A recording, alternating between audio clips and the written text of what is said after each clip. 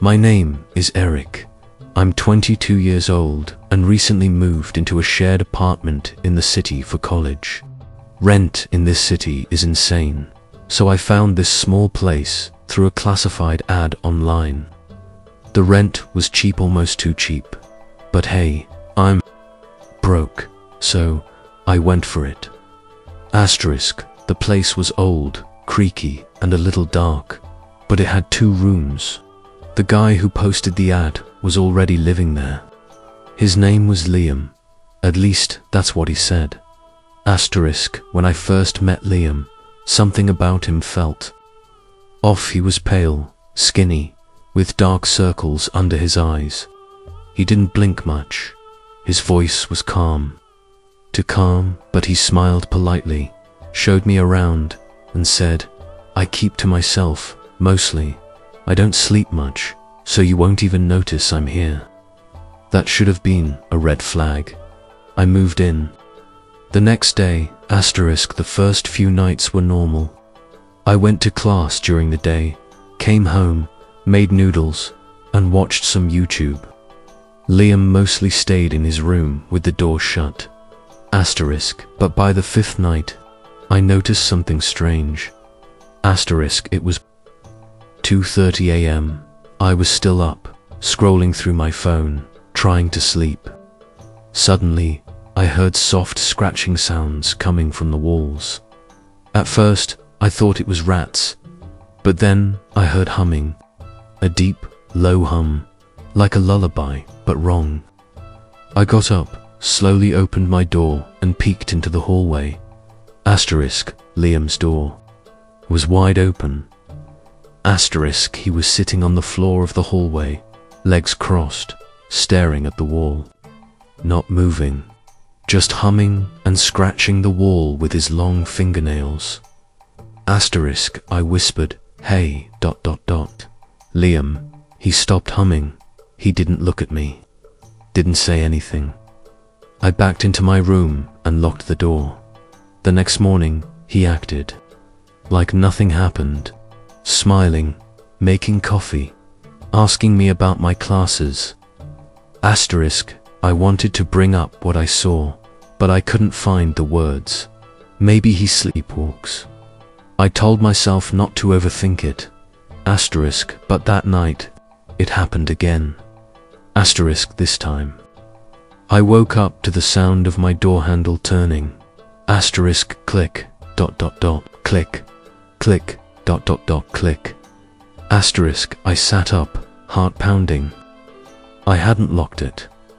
The door creaked open slowly, and there was Liam, standing there, smiling. Asterisk, you left your light on, he said. That attracts them. Asterisk, them. Asterisk, the ones in the walls. They like the light. I don't. Asterisk, he backed out and shut the door. I locked it immediately. I started sleeping with a chair against the door after that. But sleep was rare. Every night, Liam would walk around the apartment, barefoot, slowly, humming, sometimes whispering to himself. Asterisk, and the walls, ... they'd move. I know it sounds crazy, but they looked like they were breathing. Asterisk, I tried to tell my friend Sarah about it. She laughed at first, said I was just sleep deprived. Maybe your roommate's just weird, she said. Lots of people are. Asterisk, but then she came over one afternoon, just for 10 minutes, and when she saw Liam sitting in the living room, smiling, she went completely quiet. She leaned in and whispered in my ear, "Eric," his eyes, "they're not normal." That night, I stayed awake until 4 a.m. Suddenly, my phone buzzed. A text from an unknown number. Asterisk, still up. Asterisk, I replied. Who is this? The response came instantly. You shouldn't have let him in. Chills ran down my spine. I looked up, ... and saw something moving behind my curtain. Something tall, shadowy, watching me. My heart raced, and from outside my room, I heard Liam's voice. Soft, calm, to calm. I told you, they liked the light. I woke up in the middle of the night again. 2:13 a.m. Same time as before. The room was dark, quiet, and freezing cold. Colder than it should be, even with the window closed. I looked over. Daniel was sitting upright in his bed, just like last time. His back was perfectly straight, his eyes wide open. Asterisk, he wasn't looking at me. He was staring at the wall in front of him, and he wasn't blinking. I didn't move. I just watched him, hoping maybe this was some weird sleepwalking thing. Asterisk, but then he smiled. Not a normal smile. It was too wide, too forced, too wrong. Asterisk, Daniel. I whispered, barely loud enough to be heard. Asterisk, he didn't answer. He just turned his head slowly toward me, still smiling. Asterisk, I froze. My skin felt like it was crawling. Every instinct in my body screamed, run. Asterisk, but I couldn't move. I was stuck, glued to my bed with fear. Asterisk, do you hear them? He said, softly. Asterisk, what? I replied, my voice shaking. Asterisk, he tilted his head. The voices, they're in the walls. They don't like you. Asterisk, I swallowed hard. Daniel, you okay? Asterisk, he turned back to the wall and whispered something I couldn't hear. Then, without another word, he lay back down and closed his eyes. Asterisk, and within seconds, he was snoring like nothing happened. The next morning, I didn't mention it. Asterisk, how could I?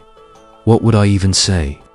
Asterisk, hey bro, you creepily smiled at me last night and said the walls are talking to you. No thanks, but I watched him closely all day. His eyes were sunken with deep black circles. He barely ate, barely spoke.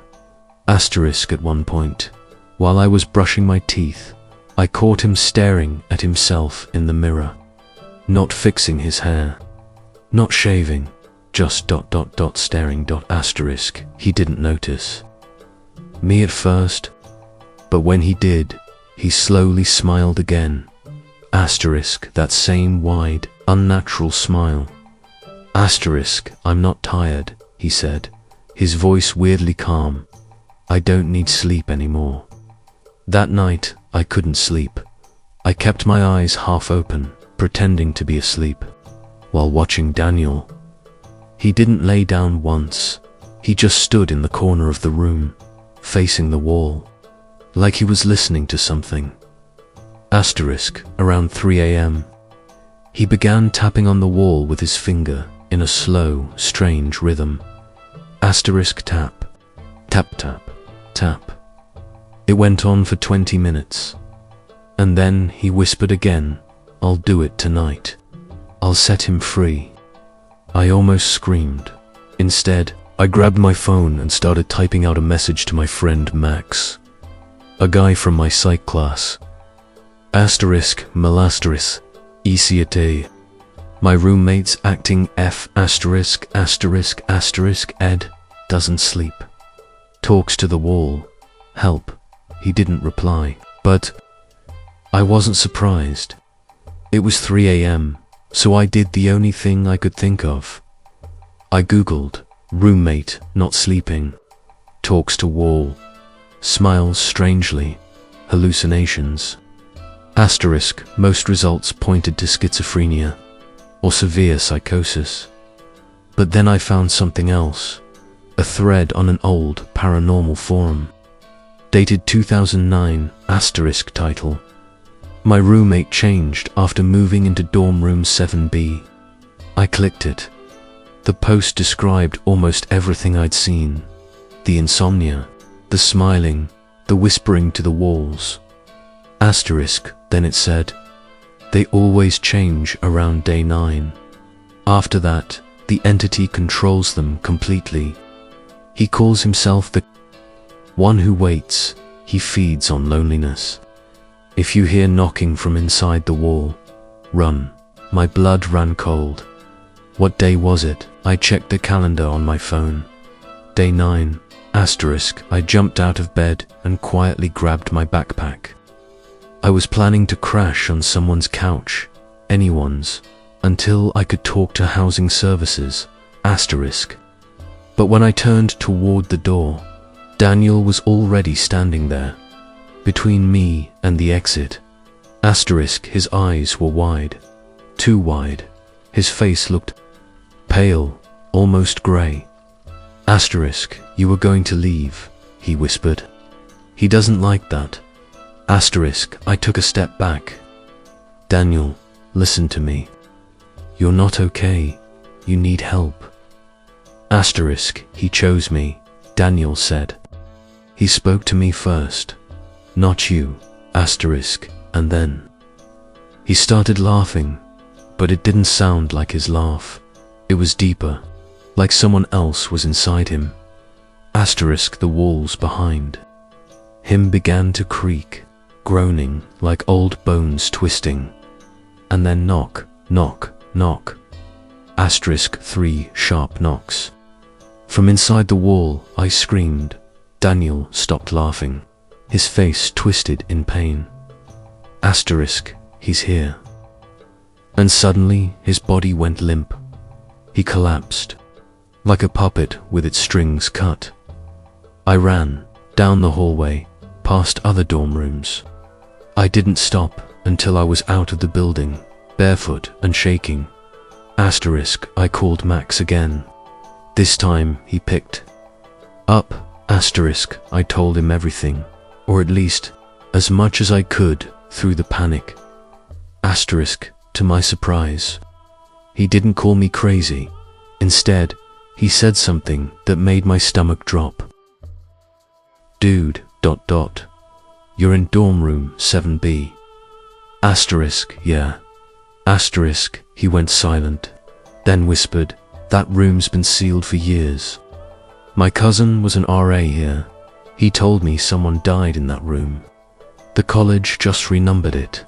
The next day, Daniel was gone.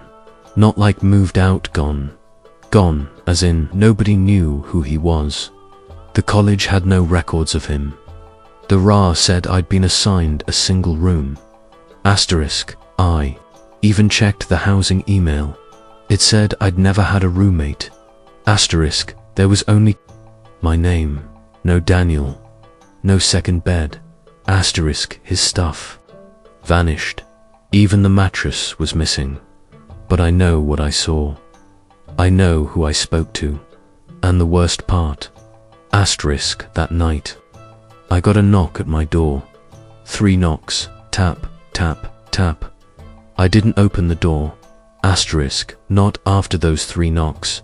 I just sat there, frozen in my room, staring at the handle. My heart was pounding like a drum inside my chest. The room felt colder than ever. I could see my breath in the air. Was I imagining it? But then it happened again. Tap, tap, tap. Same rhythm, same sound. Except this time it came from inside the wall, just like Daniel said. I grabbed my phone and started recording. I needed proof. I needed something to remind myself I wasn't going crazy. But as I hit record, I heard a whisper, faint, low, coming from right behind me. I turned. Slowly. Nothing. Just the mirror above my desk. But my reflection wasn't right. It was smiling. I wasn't. I stood up and walked toward it, trying not to blink. My reflection stared back, but its eyes were darker, and its smile was too wide, just like Daniel's. Then, the mouth moved, but my lips didn't. It whispered, he knows you're alone now. I ran to the bathroom and splashed water on my face. When I looked up, the reflection was normal. No smile. just a terrified version of me. The next morning, I went to the dorm office and begged to change rooms. The woman behind the desk looked confused. Asterisk, but you're already in a single, she said. You're not sharing with anyone. Asterisk, I didn't argue. I just asked for a transfer. Any room, any floor, I didn't care. She clicked her keyboard a few times, then frowned. I'm sorry, room 7B isn't even on our system anymore. That whole side of the building is marked inactive. My blood went cold. I sleep there every night, I said. She looked me in the eye and said something I'll never forget. Sir, no one has stayed in that wing for over 3 years. It was sealed after an incident. I went back, one last time, to grab my stuff. Asterisk, the hallway was darker than I remembered. The lights flickered. My keycard didn't work anymore, but the door was already open. I pushed it gently. The room was empty. Asterisk, no bed, no desk. No sign anyone had lived there at all. Asterisk, the walls were cracked, covered in strange markings, like scratched-in symbols. Asterisk, then I heard it again. The knock. Tap, tap, tap. Asterisk, but this time it was coming from inside me. Asterisk, my chest felt tight. My heart pounded harder, louder. I could hear whispers now, swirling all around the room. Asterisk, he chose you. He chose you. I stumbled backward, ready to run, but the door slammed shut. I turned and screamed, banging on it, kicking it. Let me out. Asterisk, the walls started to breathe, expanding and shrinking like lungs. The same voice echoed all around me. You should have never watched him sleep. Then the floor cracked. Dark hands, shadowy. Claude reached out and grabbed my ankles. I fell into blackness. I woke up in a hospital bed, for in my arm, bandage on my head. Asterisk, a nurse walked in and said I'd been found unconscious in a construction zone behind the college. I asked her about Daniel. She paused, then said, you were found alone. There was no Daniel. Asterisk, I tried to explain everything. The room, the knocks, the wall, the whispers. She just smiled sadly and left the room. Later, a doctor came in with a clipboard. His name tag read, Dr. D. Hale. His eyes were sharp, cold. He leaned close and whispered, Asterisk, still not tired, are you? And then he smiled, too wide, just like Daniel.